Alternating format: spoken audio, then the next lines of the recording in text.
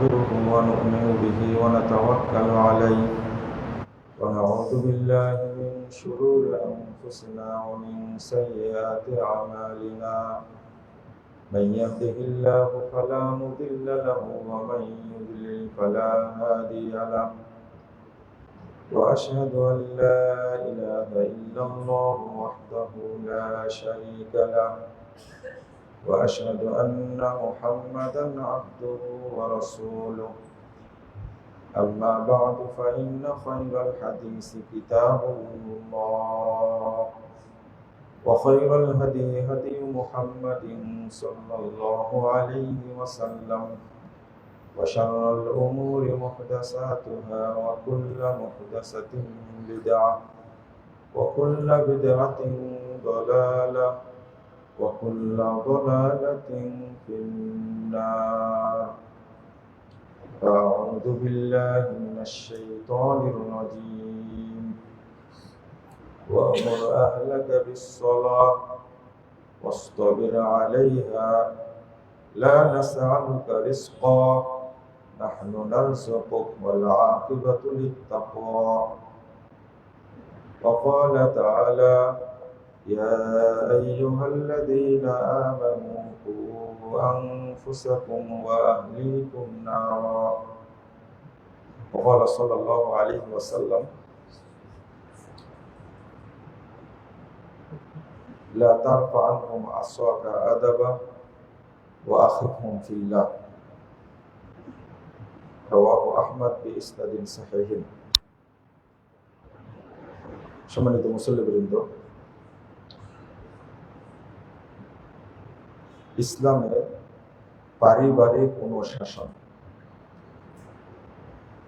এই বিষয়টা নিয়ে খুতবায় আলোচনা করব ইনশাআল্লাহ। ওয়া মা তাওফীকি ইল্লা বিল্লাহ আলাইহি তাওয়াক্কালতু ওয়া ইলাইহি উনীব। আল্লাহ রাব্বুল আলামিন পরস্পরের জীবনের শুরু থেকে চারটি বিষয়কে প্রাধান্য দিয়েছেন। তার মধ্যে একটা হলো আল্লাহ ভীতি, 2 নম্বর আদব শিক্ষা দেওয়া বা শিষ্টাচার শিক্ষা দেওয়া, সচ্চরিত্রবান বানানো, 3 নম্বর সালাত শিক্ষা দেওয়া, 4 নম্বর দ্বীনি ইলম শিক্ষা দেওয়া। আল্লাহ রাব্বুল আলামিন বলেন সূরা তাহরিম 6 নম্বর আয়াতে বলেছেন ইয়া আইয়ুহাল্লাযীনা আমানু কু আনফুসাকুম ওয়া আহলিকুম নারা। হে ঈমানদারগণ, তোমরা নিজেদেরকে এবং তোমাদের পরিবারকে জাহান্নাম থেকে বাঁচাও। সাহাবাকেরা এই আয়াতের অর্থ করতেন, যেমন আলী রাদিয়াল্লাহু আনহু বলছেন যে বাঁচতে হলে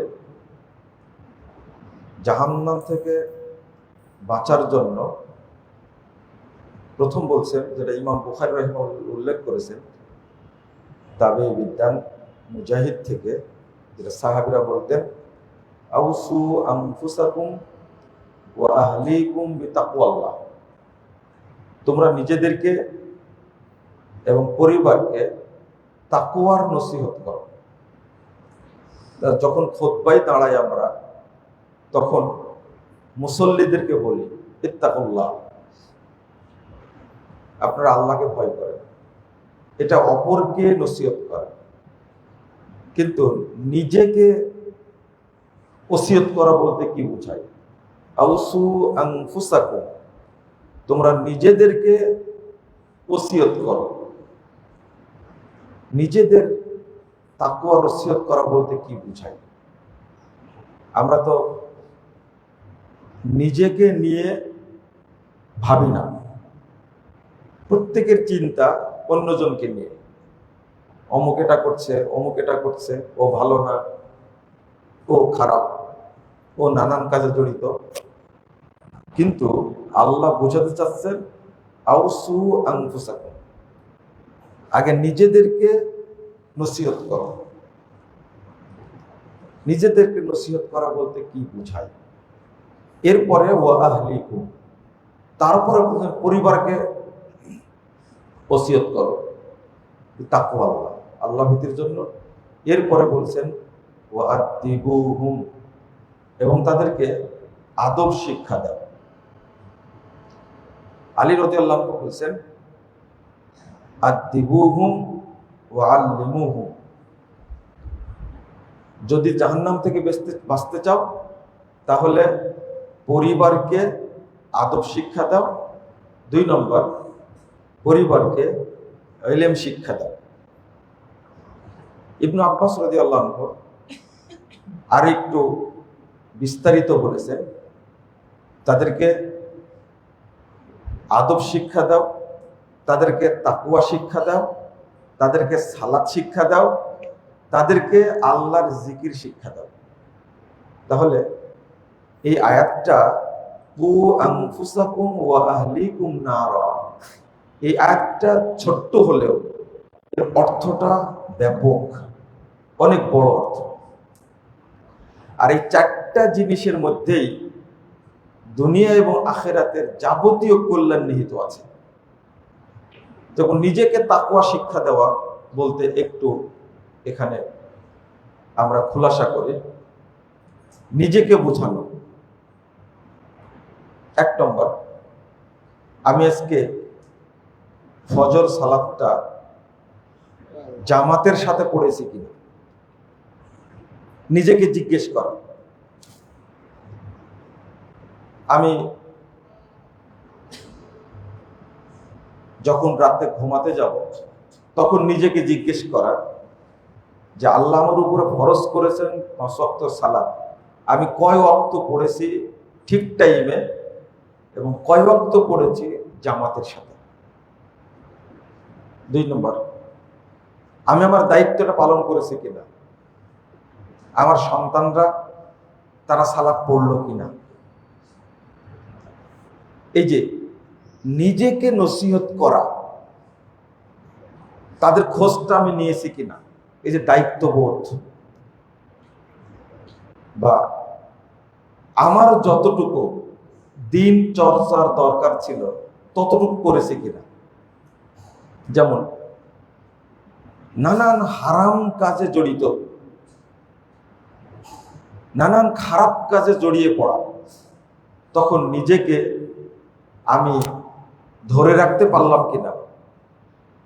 আল্লাহ রাব্বুল আলামিন বলছেন ফাআম্মা মান তাগা ওয়া আসারাল হায়াতাদ দুনিয়া ফাইন্নাল জাহিমা হিয়াল মাওয়া। আল্লাহ বলছেন যে ব্যক্তি সীমা লঙ্ঘন করলো, দুনিয়াকে প্রাধান্য দিল, তার থাকার জায়গা হবে জাহান্নামে, যার নাম হলো জাহিম। বিশেষ জাহান্নামের কথা আল্লাহ উল্লেখ করেছেন, সরাসরি জাহান্নাম বলেন। এর পরের বাক্যটা হলো ওয়া আম্মা মান খাফা মাকাম রাব্বি ওয়া নাহান নাফসা আনিল হাওয়া ফাইন্নাল জান্নাতা হিয়াল মাওয়া। যে ব্যক্তি আল্লাহর সামনে দাঁড়ানোকে ভয় করে, এই যে নিজে নিজে অনুশোচনা করা, যে আজকে মারা গেলেই কালকে আল্লাহর সামনে দাঁড়াতে হবে, আর যদি বাসনা থাকে আল্লাহর সাথে সাক্ষাৎ করব, তাহলে 14টা বন্ধ হওয়া মাত্রই আল্লাহর সাথে সাক্ষাৎ হয়ে যাবে, প্রত্যেক মুমিনেরই হয়ে যাবে। এবং মৃত্যুর আগ মুহূর্তে আল্লাহ রাব্বুল আলামিন জান্নাতের সমস্ত নিয়ামত সামনে তুলে ধরবে। যদি আল্লাহর সাথে সাক্ষাৎ করার ইচ্ছা থাকে, রাসূল সাল্লাল্লাহু আলাইহি ওয়াসাল্লাম বলছেন মানে আহাব্বা লিকা আল্লাহ আহাব্বাল্লাহু লিকাহ। যে ব্যক্তি আল্লাহর সাথে সাক্ষাৎ করা পছন্দ করে, আল্লাহ তার সাথে সাক্ষাৎ করার জন্য অধীর আগ্রহে থাকে। মা আয়েশা রাদিয়াল্লাহু আনহা বলছেন আমরা তো কেউ মৃত্যুকে ভালোবাসি না, এটা কিভাবে সম্ভব? আমরা মৃত্যুকে আল্লাহর সাথে সাক্ষাৎ করাটা পছন্দ করি না। রাসূলুল্লাহ সাল্লাল্লাহু আলাইহি ওয়াসাল্লাম বলছেন আয়েশা, এর অর্থ এটা না আল্লাহ রাব্বুল আলামিন জান্নাতের যাবতীয় নিয়ামতকে মৃত্যুর আগে ওই ব্যক্তির সামনে, মুমিনের সামনে তুলে ধরবে। তখন সে অন্তর থেকেই বলবে আমি তাড়াতাড়ি আল্লাহর সাথে সাক্ষাৎ করব। এটাই হলো এর অর্থ, আহাব্বাল্লাহু লিকা, মানে আল্লাহ ওই বান্দার সাথে সাক্ষাৎ করার জন্য অপেক্ষায় থাকে। তা আমার মধ্যে এই সূচনাটা আসা উচিত যে আল্লাহর সামনে কালকে আমাকে দাঁড়াতে হবে, আমি আমার জবাবটা দিতে পারবো কিনা। যেমন যে ব্যক্তি ফজরের সালাত জামাতে পড়লো না, ওই ব্যক্তির 10টা ক্ষতি আছে, সে 10টা জিনিসকে হারালো। তার মধ্যে 1 নম্বর হারালো, সারা দিনে আল্লাহ যে বরকত দিতেন সমস্ত বরকত থেকে তাকে বঞ্চিত করে দিলেন, ওই ব্যক্তিকে আর কোনো বরকত দিবেন না, এটা একটা বড় ক্ষতি। 2 নম্বর, যে ফজরের সালাতটা জামাতে পড়তে পারলো না, ফেরেশতারা, রাসূল সাল্লাল্লাহু আলাইহি সাল্লাম বলছেন তাশহাদুল মালাইকাতুল লাইল ওয়া মালাইকাতুন নাহার ইন্না কুরআনাল ফাজর কানা মাশহুদা। যখন বান্দা তেলাওয়াত করে তখন অসংখ্য ফেরেশতা হাজির হয়। এই আয়াত উল্লেখ করে রাসূল সাল্লাল্লাহু আলাইহি সাল্লাম বলছেন অসংখ্য ফেরেশতা না, ফজরের টাইমে দিনে এবং রাত্রে যত ফেরেশতা সব উপস্থিত থাকে জায়গায়। এই যে তারা যে এতগুলো ফেরেশতা কি নিয়ে আসে, আল বারাকা ওয়াল মাগফিরা ওয়াস সাকিনা ওয়ার রাহমা। ফজরের টাইমে যে ফেরেশতাগুলো উপস্থিত থাকে তারা বান্দার জন্য নিয়ে আসে কয়টা জিনিস, একটা হলো রহমত, একটা হলো বরকত, একটা হলো মাগফিরা, আর একটা হলো সাকিনা। আল্লাহর বিশেষ গিফট নিয়ে উপস্থিত থাকে, যে ফজর পড়লো না এইগুলো সমস্ত থেকে সে বঞ্চিত হয়ে গেল। 3 নম্বর, ওই ব্যক্তি, আল্লাহ রাসূল সাল্লাল্লাহু আলাইহি ওয়াসাল্লাম বলছেন যে ফজর সালাত যে জামাতে পড়লো না ওই ব্যক্তিকে মুনাফিক হিসাবে চিহ্নিত করা হবে। অর্থাৎ সারাটা দিন তার ভিতরে ঈমান আর ঢুকতে পারবে না। মুনাফিকটা ভিতরে তালা লেগে গেছে, তালা দিয়ে দিছে, অন্তরে ঈমান ঢোকার তালা মেরে দিয়েছে, যার কারণে আর ভিতরে কোনো ঈমানের কোনো জ্যোতি প্রবেশ করতে পারবে না, একবারে লক করে দেওয়া হয়েছে। কয়টা বললাম, 3টা না 4টা? 5 নম্বর হলো রাসূল সাল্লাল্লাহু আলাইহি ওয়াসাল্লাম বলছেন আল্লাহুম্মা বারিক লি উম্মতি ফি বুকুরিহা। ফজরের সালাত শেষ হয়ে যাবে, তখন থেকেই আপনাকে সব কাজ শুরু করতে হবে। কারণ রাসূল সাল্লাল্লাহু আলাইহি ওয়াসাল্লাম দোয়া করে গেছেন যে আমার উম্মতের সকালের কাজগুলোতে বরকত দান করো। যখন ফজরের সালাত পড়লো না ওই ব্যক্তি তার বরকতের দরজা বন্ধ করে দিল। এই যে দোয়াটা যে করে গেছেন এটা সকল উম্মার জন্য আম দোয়া, আল্লাহুম্মা বারিক লি উম্মতি ফি বুকুরিহা। আমার উম্মত সকালে যত কাজ করবে আল্লাহ তুমি সমস্ত কাজে বরাকাত দাও। এই যে আম দোয়া করে গেছেন, এই লোকটি এই দোয়া থেকে বঞ্চিত হবে।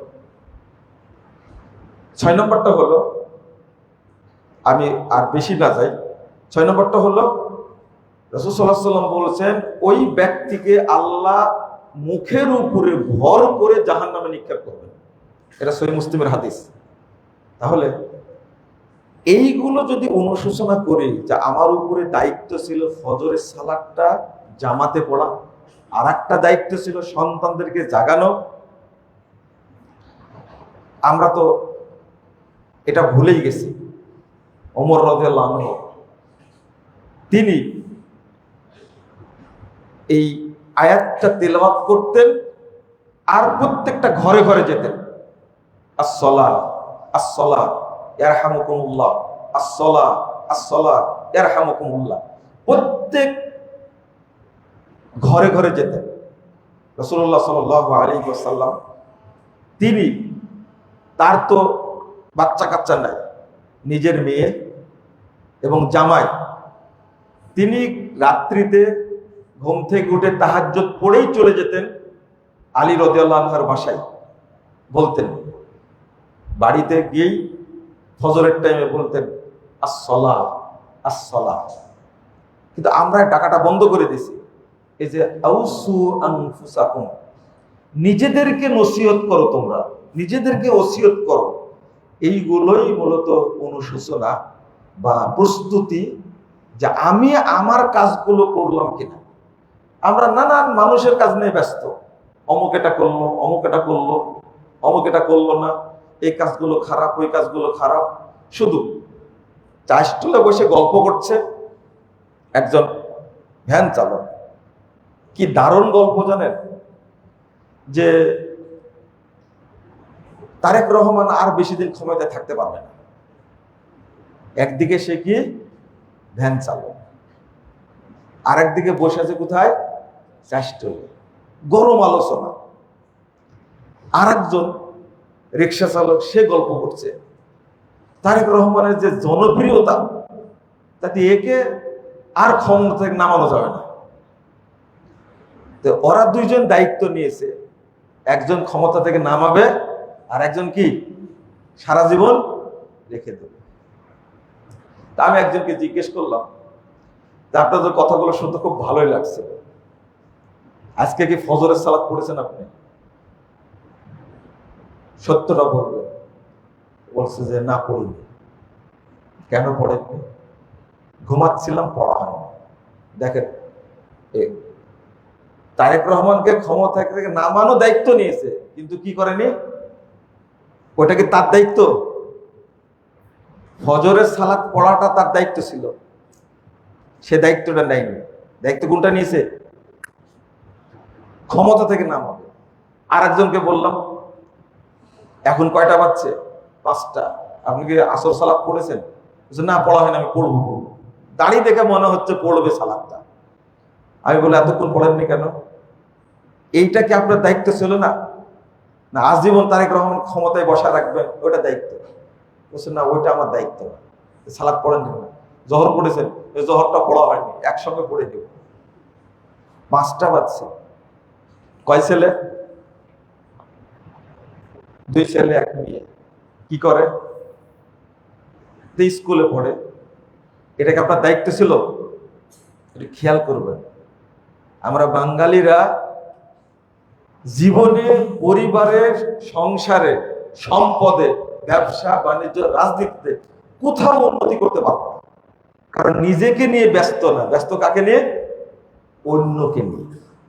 এই জন্য আউসু আনফুসাকুম, নিজেদেরকে আগে নসিহত করো। আমরা কি করছি?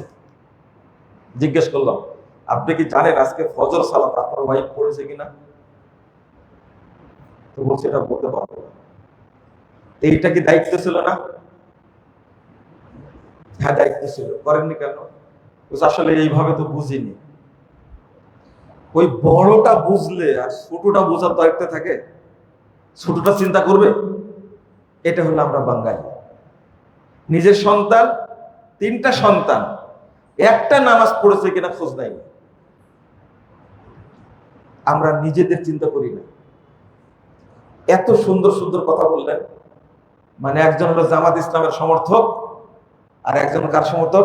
বিএনপির সমর্থক। জামাত ইসলামের সমর্থক, ও দাড়ি নাই। আমি বললাম যে দাড়িটা রাখেননি কেন?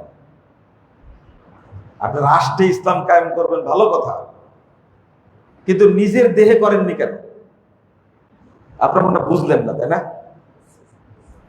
আগে নিজের দেহে ইসলাম কায়েম করা জরুরি না রাষ্ট্রে কায়েম করা জরুরি? মানে একামতে দিনের ফজিলত শুনে ও আর দাড়ি রাখার চিন্তা করেনি, আগে দিন কায়েম করতে হবে। দিন কায়েমটাই বুঝে না, দিন কায়েমটা বুঝে না। দাড়ি রাখেননি কেন? টাকনুর নিচে প্যান্ট কেন আপনার? টাকনুর নিচে প্যান্ট কেন আপনার? এটা কি খুব জরুরি টাকনু উপরে তোলা? এটা জরুরি না। এই অবস্থায় মারা গেলে নিশ্চিন্তে জাহান্নামে যাবেন, জরুরি না এটা। আপনার জাহান্নাম ফাইনাল। এইভাবে যদি মরে যান, তারপর নিজে করেননি কেন? আপনি বসে বসে সমালোচনা করছেন, অমুক এটা করেছে, অমুক এটা করেছে, কথাটা কি সত্য? আপনি বলেন কি?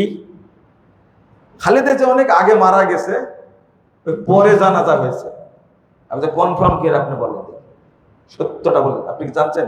কার কাছ থেকে জানছেন? আপনি ওই চিন্তা করতে গেলেন। আপনার বাড়িতে একজন মহিলা এসে গীবত করে গেছে, আপনার বউ জানে, আপনি জানেন না কেন? তো হ্যাঁ, একটা মহিলাদের কাজই তো গীবত করা, তো এটা বন্ধ না করে এটা করতে গেলেন কেন? এই দায়িত্বটা কি আপনার ছিল? কি সুন্দর, কোন জায়গায় চিন্তা করছে বসতে বসতে। চিন্তা করেন, খালেদা জিয়া মারা গেছে 2-3 মাস আগে, তারেক রহমান এসে জানাজা করবে, তো এতদিন ফেলে রাখছে, ও জানে না। আমি একটা হাদিস শোনালাম, মনে রাখবেন। রাসূলুল্লাহ সাল্লাল্লাহু আলাইহি ওয়াসাল্লাম বলছেন, মান ক্বালা ফি মুমিন ওয়া লাইসা ফিহি। এতগুলো মানুষের গীবত করছেন বসে বসে, আপনি একজনের গীবত করলে, একটা বিষয়ে গীবত করলে আপনি টিকতে পারবেন না, একটা বিষয়। রাসূলুল্লাহ সাল্লাল্লাহু আলাইহি ওয়াসাল্লাম বলছেন, মান ক্বালা ফি মুমিন ওয়া লাইসা ফিহি। কেউ যদি কোনো মুমিন সম্পর্কে কোনো একটা কথা বলে, যে কথাটা, যে দোষটা তার মধ্যে নেই, যে কাজটা সে করেনি, অতটা বলছে, আসকানাহুল্লাহু ফি রিদগাতিল খাবাহ। আল্লাহ এই একটা কথা বলার কারণে ওই লোককে খাবাল নামক যে জাহান্নামের সাগর আছে, সে সাগরটা হলো জাহান্নামীদের রক্ত, পুঁজ, গলিত গোশ, পেশাব পায়খানা, যে সাগরে জমা হবে। কোনো মুমিন সম্পর্কে খারাপ কথা বলা বা ওই গুণটা তার মধ্যে নাই, অপরাধ নাই, বলল, এই অপরাধে ওই লোকটাকে আল্লাহ এই দরিয়ায়, এই সাগরের মধ্যে ডুবন্ত অবস্থায় রাখবে। তুমি তো জীবনে একটা বলেছো, তোমার সারা জীবন অনন্তকালের জন্য ওই জায়গায় রেখে দিলাম, এবার খাও। কি খাবে? উত্তপ্ত পুঁজ, রক্ত, আর কি গলিত গোশ, ঘাম, হাদিসে আসছে এগুলো। তা আপনি এটা করছেন কেন? এবার আমার পরিচয় জিজ্ঞেস করে। আমি বললাম, পরিচয় জানার দরকার নাই, আপনি সংশোধন হন, তাহলে যথেষ্ট। আমি এই কথা বলতে গেলে একটু বেশি বললাম। আসলে নিজেদেরকে নিয়ে চিন্তা করার দরকার। নিজেদেরকে, আমি কি কি কাজ করি, আমার পরিবার কি করে, আমার সন্তানরা কি করে, এই দায়িত্ব পালন করেন, আপনার হুঁশ ছুটে যাবে, কোনো হুঁশ থাকবে না। শুধু বাংলাদেশ এমন একটা অদ্ভুত রাষ্ট্র যে বাংলাদেশের জনগণ নিজ দায়িত্ব সম্পর্কে কিছুই জানে না। আপনি যান পার্শ্ববর্তী রাষ্ট্রে ইন্ডিয়া যান, আপনি 5 মিনিট সময় দেবেন তার অফিস যদি থাকে, 5 মিনিট সময় দেবে না, ওর গতিতে চলছে। কিন্তু বাংলাদেশে কলেজের টিচার স্বাধীন, আর যদি রাজনীতি করে, দলীয় রাজনীতি হয়, ও কোনোদিন যাবেই না, মাসে 1-2 বার যাবে কলেজে। এই হারামখোর ফাঁকিবাজ রাজনীতির দোহাই দিয়ে হারাম খাচ্ছে, নিজের দায়িত্বের ব্যাপারে সচেতন না, জবাবদিহিতা নাই। বিশ্ববিদ্যালয়ের ভিসি এত বড় ঘুষখোর, ওর জবাবদিহিতা নাই। একটা টিচার, সবগুলো অধিকাংশ হলো বলদ, এলেম কালাম কিচ্ছু নাই, শুধু বেতন খায় বসে বসে। দাপট কার? রাজনীতির দাপট। শুধু এটা না, সচিবালয়ে যান আপনি, কেউ কোনো দায়িত্ব পালন করে না। প্রশাসনে দেখেন, কেউ কোনো দায়িত্ব পালন করে না, সব নিজের রাজা হয়ে বসে আছে, সবাই প্রধানমন্ত্রী হয়ে বসে আছে। কিন্তু আমরা আমেরিকার মডেল চাই। আমেরিকা একজন মানুষকে সময় দিবে? লন্ডন, কানাডা, অস্ট্রেলিয়া, এই যে চীনে যান, জাপান যান, তারা সময়ের কত দাম দেয়, নিজেদেরকে বুঝে, আমরা বুঝি না নিজেদেরকে। আল্লাহ যেন আমাদের বোঝার তৌফিক দান করেন, আমিন। এই বিষয়টাই, এই যে শুরুতেই ছোট্ট একটা বাচ্চাকে আগে শিক্ষা দেবেন তাকওয়া, আল্লাহর ভয়। আমরা তো শিক্ষা দিই কিসের? শিয়াল আসবে, ছোট বাচ্চা শিয়াল তো কোনোদিন দেখেনি, ভূতে ধরবে। এই যে শুরু থেকেই আল্লাহ বলছেন তোমরা তাকওয়া শিক্ষা দাও, আল্লাহ ভীতি শিক্ষা দাও। শুধু ওকে বলবেন, ও আসছে কার কাছ থেকে? শিয়ালের পেট থেকে আসছে, জঙ্গল থেকে আসছে? হাতির ভয় দেখাবেন আপনি, বাঘের ভয় দেখাবেন? ও তো সুন্দরবন থেকে আসেনি, আসছে কার কাছ থেকে? কার কাছ থেকে আসছে? আল্লাহর কাছ থেকে আসছে। ও আপনি আল্লাহর ভয় দেখাবেন। রাসূলুল্লাহ সাল্লাল্লাহু আলাইহি ওয়াসাল্লাম বলেছেন 22128 নম্বর হাদিস, মুসনাদ আহমদ, লা তারফা আনহুম আসওয়াকা আদাবা ওয়া আখিফুহুম ফিল্লাহ। তোমরা শিষ্টাচারের লাঠি উঠায় রাখো না, তাদেরকে আল্লাহর ভয় দেখাও। দুইটা একসঙ্গে আসছে, আদবও আসছে, আল্লাহ ভীতিও আসছে। একটা বাচ্চা মায়ের পেটে আসে কখন বুঝতে পারে? 1 মাস হলে বুঝতে পারে, কাছাকাছি। কিন্তু বাচ্চাটা যখন পেটে আসে 4 মাস পরে তার মধ্যে রূহ দেওয়া হয়। কয় মাস পরে? 4 মাস পরে রূহ দেওয়া হয়। আগে দিলে কি সমস্যা ছিল? আল্লাহ পারতেন না? 4 মাস হলো, আরো 5 মাস থাকবে। কয় মাস হলো? 9 মাস। 9 মাস পরে বাচ্চাটা দুনিয়াতে আসবে। আচ্ছা বলেন তো, 4 মাস পরে রূহ দেওয়া হলো, রূহ সহ থাকলো কয় মাস? 5 মাস। কেন? জন্ম হওয়ার 1 দিন আগে বা 2 দিন আগে রূহটা দিলে হতো না? আল্লাহ তো পারতেন। 2 দিন আগে দেন না কেন? 5 মাস আগে রূহটা দেন কেন? কারণ হলো এই 5 মাস পেটের মধ্যে ও বাপ মাকে অনুসরণ করতে থাকে। বাপ মা হারাম খায় না, হারাম হালাল খায়, এটাতে তো সে গ্রোথটা তৈরি হয় তার ভিতরে। বাপ কি করে, মা কি করে, এটা 5 মাসে অনুসরণ করে। এর আরো প্রমাণ, একটা ছোট্ট বাচ্চা মোবাইলে যা বুঝে আপনি তা বুঝেন না, কিন্তু ও যতগুলো জিনিসের নাম বলতে পারবে আপনি পারবেন না বলতে। ওর মাথায় কোন জায়গায় কি আছে ইতিমধ্যে সে মাথায় নিয়ে নিয়েছে। কেন? ওই 5 মাস আগ থেকেই মা বাপকে অনুসরণ করেছে। বাপ মায়ের মতোই সন্তানটা কিন্তু হবে। সন্তান যদি নষ্ট হয়, দোষ কার?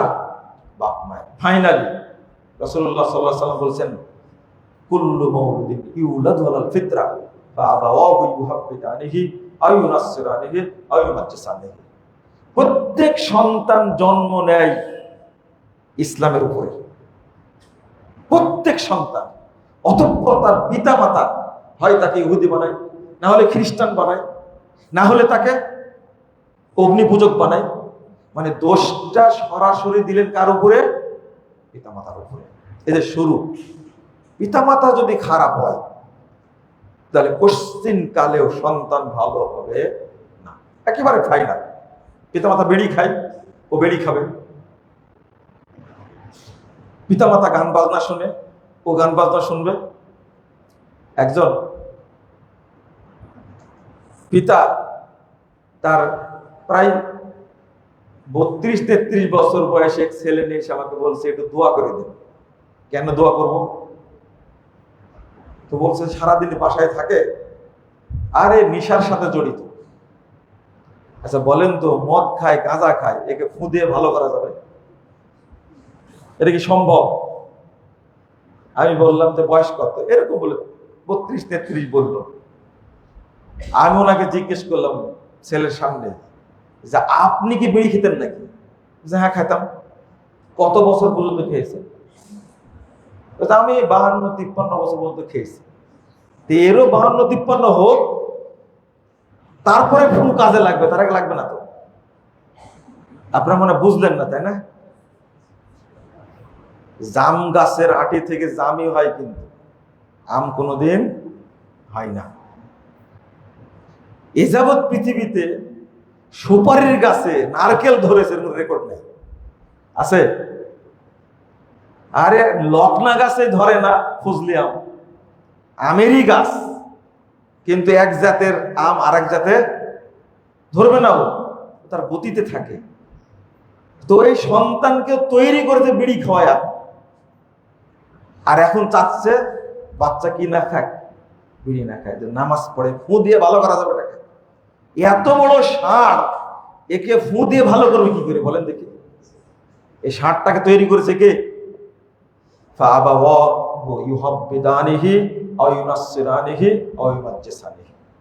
বাপ মাই মূলত দোষী।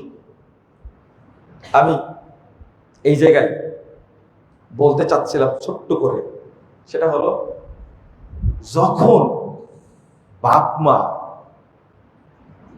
ভালো হবে তখন সন্তানও ভালো হবে, কিন্তু বাপ মাই খারাপ, দোষটা আগে ধরতে হবে কার? বাপ মায়ের। মা এত সুন্দরী একটা মা, কিন্তু জীবনে পর্দা করেনি, জীবনে পর্দা করেনি। পর্দা তো দূরের কথা, বুরকা ছিলই না, উড়নাও পরেনি, জামাও পরেনি, কি পড়ে বেড়াইছে? ফতুয়া। এখন বিয়ের অনুষ্ঠানগুলো এত নোংরা হয়, এত খারাপ হয়, এত জঘন্য হয়, বিয়ে পড়াতেও যে যাই না, দীর্ঘদিন যাইনি, মাঝখানে একবার গেছিলাম, তারপরে পশ্চিম দিক ঘুরে কান ধরে তোবা করে চার জীবন দাও। মানে ওখানে গেলে চরিত্র বোঝা যায়, এক একটা মায়ের অবস্থা কত খারাপ আর এক একটা বাপ কত খারাপ। তোর পেট থেকে ভালো সন্তান কিভাবে আসবে? ও ঢাকা বিশ্ববিদ্যালয়ে মাস্টার্স করেছে, পরে মাস্টার্স করেনি তো, যত উলঙ্গ গুণা এগুলো করে মাস্টার্স করেছে। ওই স্ত্রীর পেট থেকে ভালো সন্তান কোনোদিনই আসবে না। সন্তান তৈরি করার জন্য ও নসিহত করবে কি করে? নসিহত করবে? দুধ খাওয়ায় সন্তানকে কোনোদিন বিসমিল্লাহ বলে না, ভালো হবে কোনোদিন? এই যে শুরু এখান থেকে। যখন ঘুমাতে যায় তখন সন্তানের সামনে কোনোদিন ঘুমানোর দোয়া পড়ে না, বাথরুমে যখন যায় নিজেই তো দোয়া পড়ে না। তো এই সন্তান ভালো হবে কি করে? একটা ছেলের বয়স 24-25 বছর হয়ে যাচ্ছে, এখনো সে সিয়াম রাখা শুরু করেনি, সালাত তো দূরের কথা, সিয়াম রাখা শুরু করেনি। কেন করেনি? 10 বছর বয়স হলে যেমন সালাত পড়তে হবে, 10 বছর বয়স হলে তেমনি প্রত্যেককে রমাদানে সিয়াম পালন করতে বাধ্যতা। এখন 25 বছর হয়ে গেছে, বলেন তো কয় বছর সিয়াম পালন করেনি? কয় বছর? 15 বছর। এখন বয়স আপনার 75 বছর, ওই 15 বছরের সিয়াম পালন করাই লাগবে। ফিদিয়া দেওয়া চলবে না, তওবা করেও চলবে না, সাদকা করেও চলবে না, ওই 15 বছরের সিয়াম করতেই হবে। কারণ এখন আপনি তো সিয়াম পালন করেন। 15 বছরের সিয়াম কয় মাস? 15 মাস। কয় বছরে 15 মাস হয়? 1 বছর 3 মাস। 15 বছর 1 বছর 3 মাস, 1.5 বছর লাগবে না, আপনি সিয়াম পালন করা শুরু করেন। ওই সিয়াম ক্ষমা হওয়ার কোনো বুদ্ধি নাই। অথচ 25 বছরের ষাঁড় হয়েছে, একটা সিয়াম রাখে না। এই দোষটা কি তার না বাপ মায়ের? বাপ মায়ের। আমার কথাগুলো একটু পড়া, দোষটা তো আপনার। বিয়ে করে আসার পরে খুব স্বপ্ন দেখছে আমার সন্তানটা খুব ভালো হবে, আমেরিকায় পড়াবো। কোথায় পড়াবে?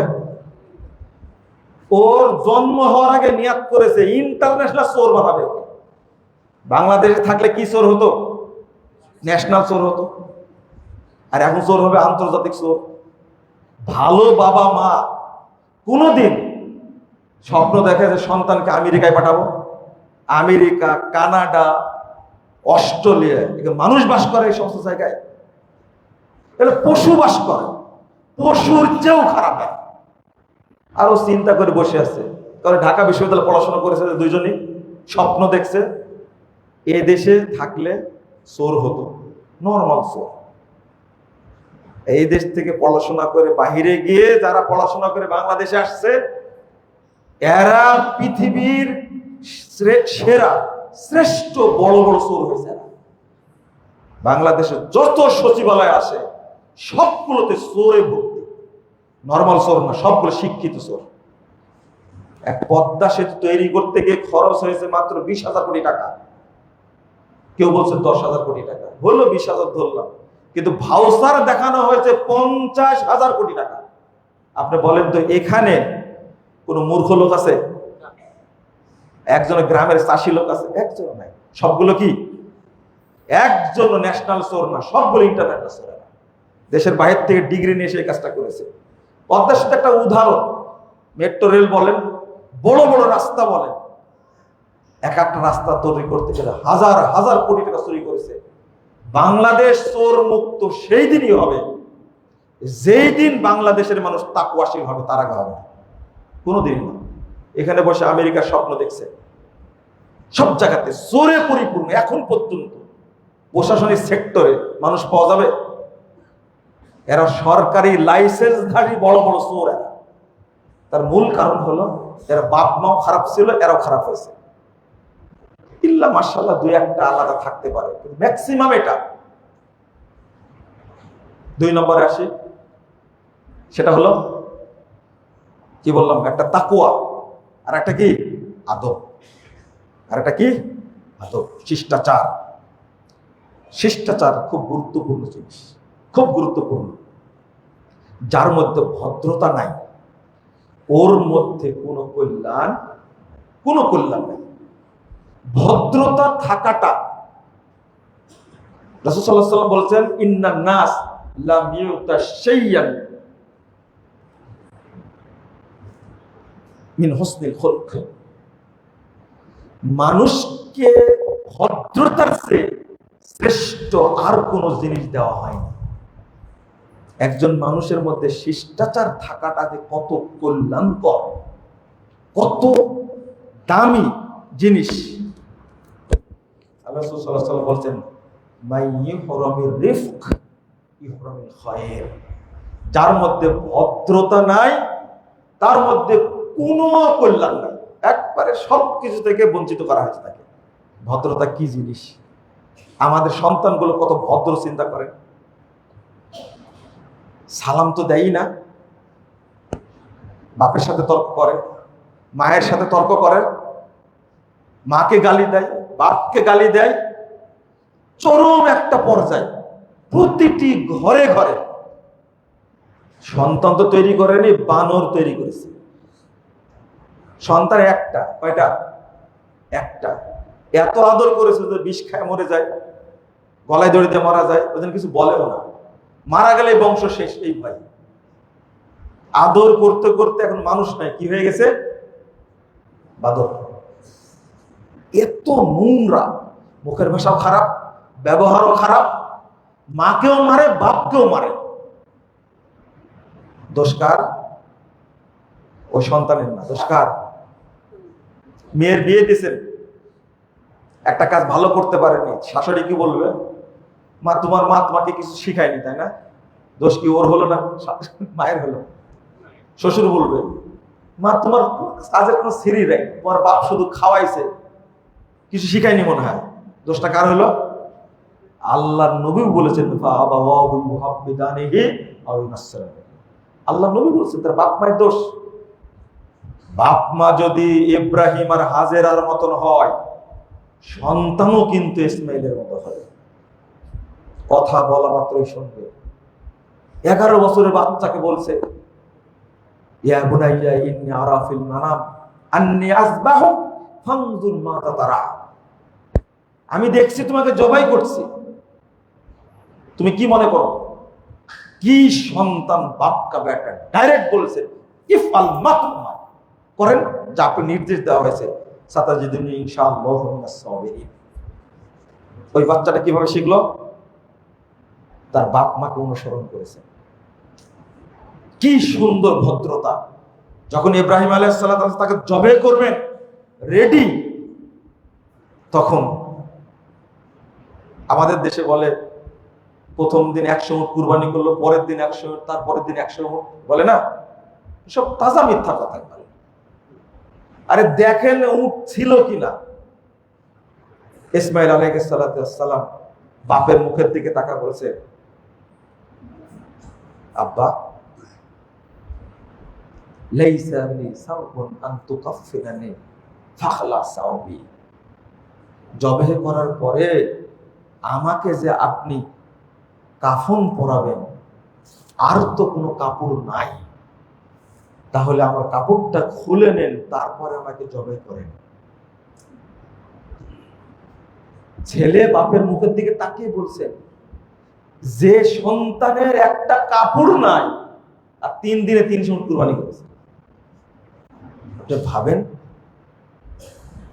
যখনই ইব্রাহিম আলাইহিস সালাতু ওয়াস সালাম তাকে একবারে কাত করে শোয়াই দিন, জবাই করবেন, তখনই আল্লাহর পক্ষ থেকে দুম্বা পাঠিয়ে দেওয়া হয়েছে, আয়াত নাজিল হয়েছে। ইব্রাহিম আলাইহিস সালাতু ওয়াস সালাম এই বাচ্চাকে 93 বছর বয়সে বাচ্চা পেয়েছে, বুকে জড়িয়ে ধরে বলছে, আল ইয়াউম বুহিত, বেটা এতদিন তোমাকে আমি পাইনি, আজকে আল্লাহ আমার জন্য তোমাকে গিফট করেছে, এর আগে আমার ছিলে না। এই সন্তান কিভাবে বুঝলো? বড় হয়ে গেছে, বিয়ে করেছে, বেড়াতে গেছেন, যাওয়ার পরে সালাম দিয়েছেন, ইসমাইল কই, তোমরা কেমন আছো? ইসমাইল কাজে গেছে, আমরা খুব একটা ভালো নাই। তো বললেন যে ইসমাইল আসলে আমার সালাম দিও আর বলে দিও চকাট চেঞ্জ করতে বলেছে। কি বলেছে? চকাট চেঞ্জ করতে বলেছে। আসলে দেখেই বুঝতে পারছেন, নবী তো দেখে বুঝতে পারছেন। কেউ মনে আসছিল যে একজন বৃদ্ধ লোক এসেছিলেন, কি বললো, জিজ্ঞেস করলো কেমন আছো, আমি বলছি ভালো যাচ্ছে না সংসার, আর বলে গেল সালাম দিছে আর বলেছে চৌকাট চেঞ্জ করতে। তখনই বলছে, ওইটা আমার আব্বা এসেছিলেন, তোমাকে তালাক দিতে বলেছে, এখনই কাপড় চোপড় নিয়ে বেরিয়ে যাও।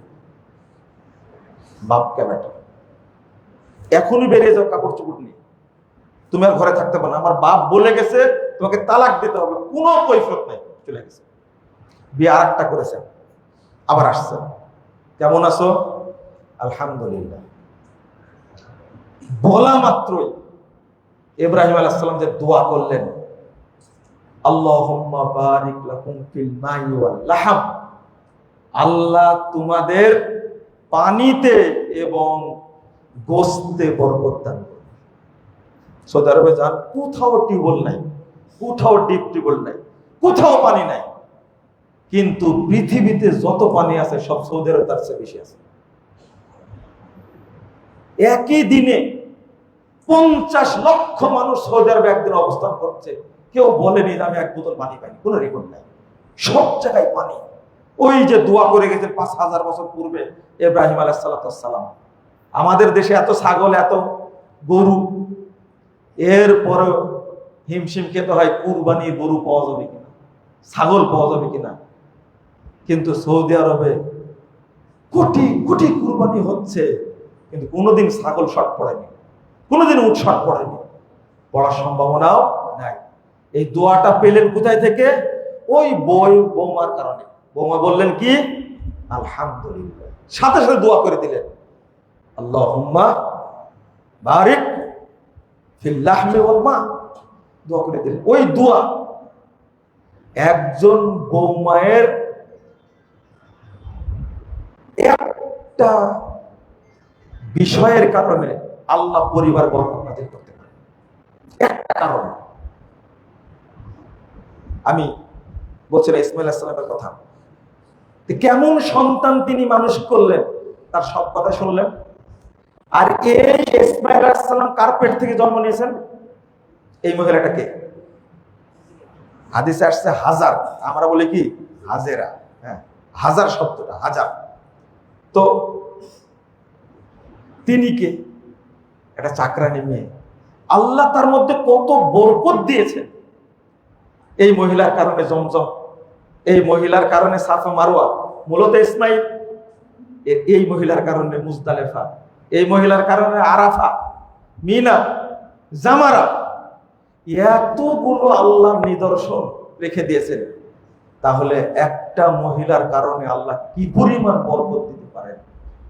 আল্লাহ রাসূল দোয়া করছেন, যখন মারওয়া পাহাড়তে দেখতে পেয়েছেন আমার সন্তানের কাছে একজন লোক দাঁড়াইছে, সেটা হলো ফেরেশতা মালাকুল জিবরিল আমিন, দৌড় দিয়ে এসেছেন। আসার পরে আল্লাহ রাসূল বলেন ফাবাহাসা বিআকাবিহি আও জানাহি, জিবরিল আমিন তার পায়ের গোড়ালি দ্বারা আঘাত করলেন অথবা পাখা দ্বারা আঘাত করলেন। আর আমরা বক্তব্য শুনে কি ইসমাইলের পায়ের গোড়ালির আঘাতে পানি বের হয়েছে, তাই না? এটা তাজা মিথ্যা কথা। আল্লাহ রাসূল বলেছেন সহিহ বুখারীর হাদিস, এই জিবরিল আমিন পা দ্বারা কি করলেন? আঘাত করলেন অথবা পাখা দিয়ে। তো ইসমাইল আলাইহিস সালামের তো পা আছে, পাখা তো আর নাই। এবার কি করবেন আপনি? হয় পায়ের গোড়ালি দ্বারা, না হলে পাখা দিয়ে আঘাত করলেন, পানি বেরিয়ে আসছে। এই হাদিস যখন আল্লাহ রাসূল বর্ণনা করছেন তখন দোয়া করছেন কিভাবে দেখেন। আল্লাহ রাসূল দোয়া করছেন ইয়ারহামুল্লাহু উম্মা ইসমাঈল, আল্লাহ ইসমাইলের মায়ের উপরে রহম করুন। লাউ তারাকাতহা আও লাউ লাম তাকরিফা লাকানাত আইনান মাইনা, যদি সেদিন পা বাদ না দিতেন, যদি তিনি পানি ছেড়ে দিতেন সেদিনে, তাহলে জমজম থেকে পানি বের হতে হতে হতে এই পানি সাগর মহাসাগরে পরিণত হতো। কি পরিমাণ পানি তার মধ্যে আছে! পাগলা বিজ্ঞানীরা খোঁজ নেয় যে পানি আসে কই থেকে। পাগল ছাড়া কোথাও খুঁজে পাওয়া যাবে না। পাথর থেকে পানি অনর্গল আসতে আছে আসতে আছে। এটা জান্নাতি পানি, শেষ হবে কোনোদিন? সারা পৃথিবীতে যত পানি আছে ১৫০০ বছর আগে আল্লাহ নবী বলে গেছে, সব সাগরে যত পানি আছে তার চেয়ে ১০০০ কোটি গুণ বেশি পানি জমজম। আল্লাহ নবী বলেন লাকানাত আইনান মাইনা, সাগর মহাসাগরে পরিণত হতো। দেখেন বরকত কিভাবে হয়, কার কারণে? একটা মহিলা তাকওয়া কেমন ছিল, মা সন্তানকে কিভাবে মানুষ করেছে, মা কতটা তাকওয়াশীল। ইব্রাহিম আলাইহিস সালাম রেখে চলে যাচ্ছে, জিজ্ঞেস করে পিছন থেকে আইনা তাযহাব ইয়া ইব্রাহিম, আইনা তাযহাব ইয়া ইব্রাহিম, ক্বালাত মিরারা, বারবার বললেন আপনি কোথায় যাচ্ছেন ইব্রাহিম, কোথায় যাচ্ছেন? কিছু বলেন না। পরে বলছে আমরা বললাম বিহাজা, আল্লাহ কি আপনাকে যেতে বলেছেন? না, যেতে বলেছেন। চলে যাচ্ছে, ছোট্ট বাচ্চা রেখে চলে গেলেন। পিছন থেকে তখন ওই মহিলা বলছে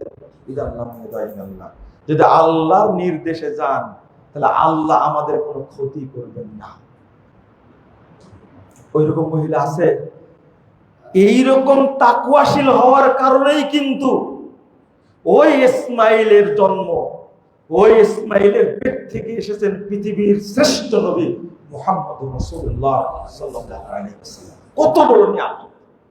মুহাম্মদ সাল্লাল্লাহু আলাইহি ওয়াসাল্লাম পৃথিবীর সর্বশ্রেষ্ঠ নিয়ামত। কিন্তু আমাদের মায়েরা এরকম কেউ আছে? হয় সন্তানকে আদব শিক্ষা দেবে কি করে?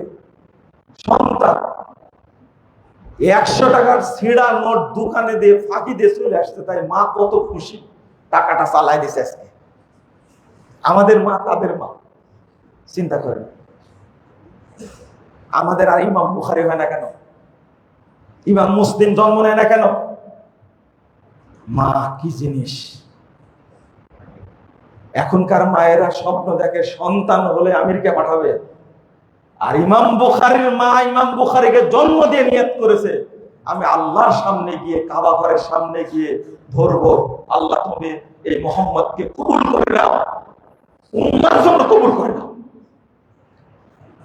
এমন ভাবে কবুল করলেন আমিরুল মুমিনিন ফিল হাদিস, আল্লাহ পৃথিবীর শ্রেষ্ঠ মুহাদ্দিস হিসেবে কবুল করেন।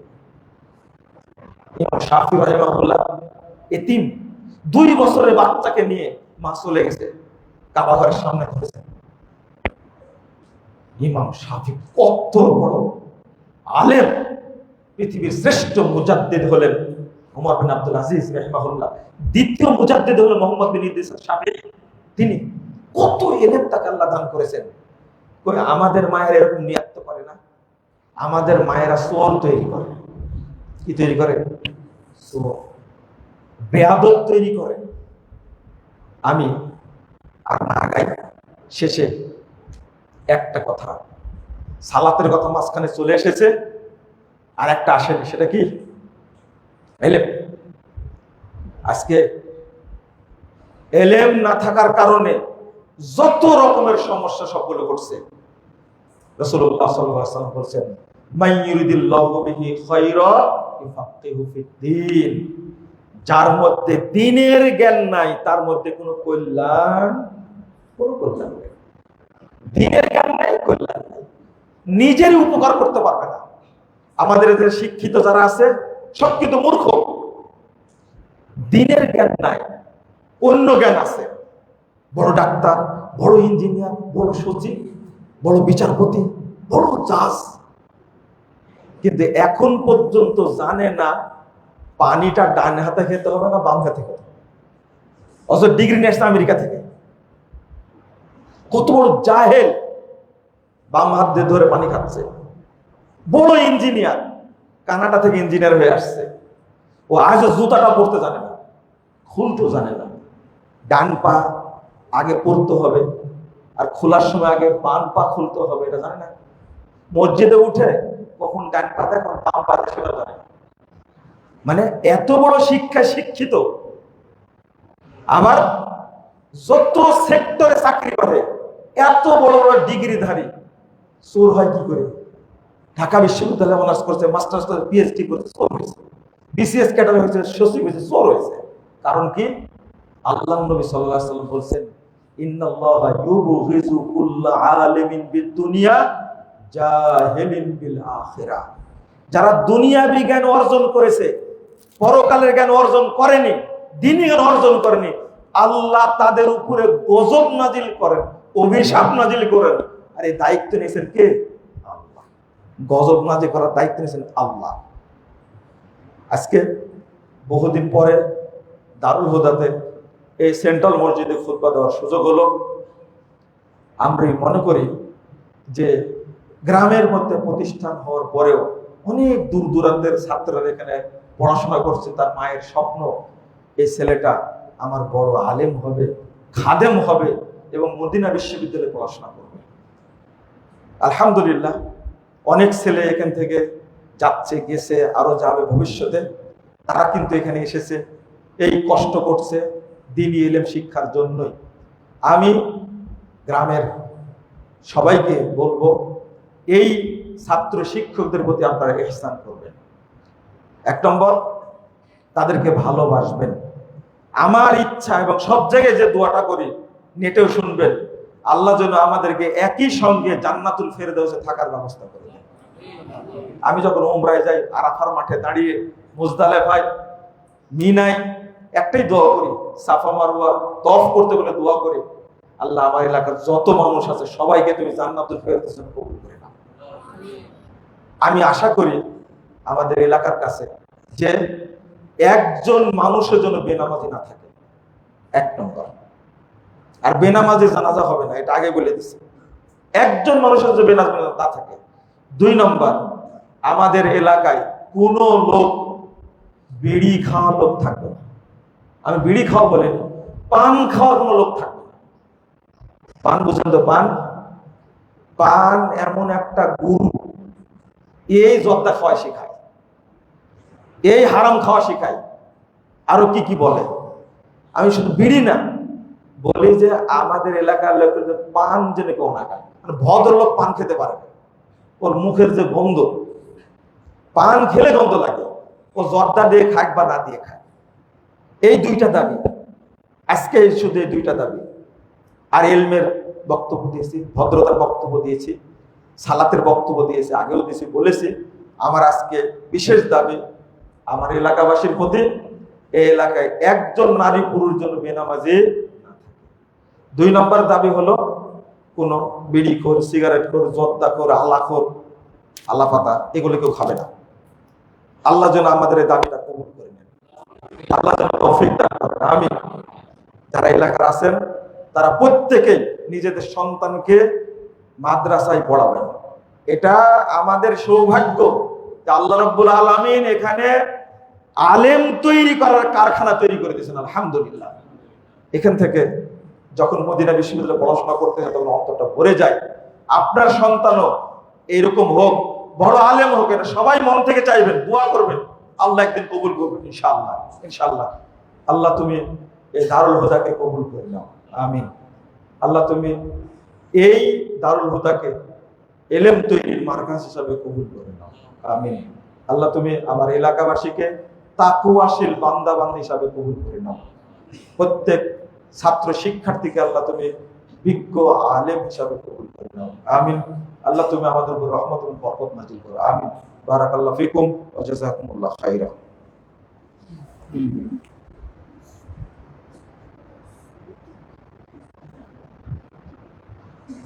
আলহামদুলিল্লাহি ওয়াহদা ওয়াসসালাতু ওয়াসসালামু আলা মান লা নাবিয়্যা বা'দা। আল্লাহুম্মা সাল্লি আলা মুহাম্মাদিন ওয়া আলা আলি মুহাম্মাদ কামা সাল্লাইতা আলা ইব্রাহিম ওয়া আলা আলি ইব্রাহিম ইন্নাকা হামিদুম মাজিদ। আল্লাহুম্মা বারিক আলা মুহাম্মাদিন ওয়া আলা আলি মুহাম্মাদ কামা বারাকতা আলা ইব্রাহিম ওয়া আলা আলি ইব্রাহিম ইন্নাকা হামিদুম মাজিদ। আল্লাহুম্মা ইগফির লানা ওয়া লিল মুমিনিনা ওয়াল মুমিনাত ওয়াল মুসলিমিনা ওয়াল মুসলিমাত ওয়াল আহইয়া'i মিনহুম ওয়াল আমওয়াত।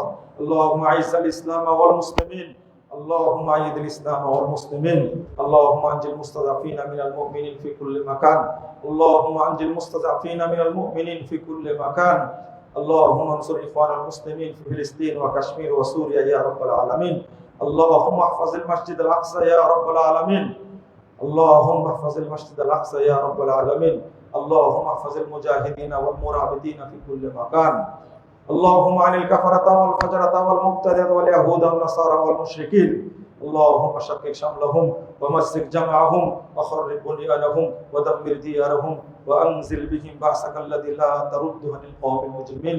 اللهم اشدد وطأتك على اليهود والنصارى والمشركين. اللهم اشدد وطأتك على القوم الظالمين والغاصبين. اللهم دمرهم تدميرا. اللهم دمرهم تدميرا يا قوي يا عزيز. اللهم إنا نستعينك ونستغفرك ونتوب إليك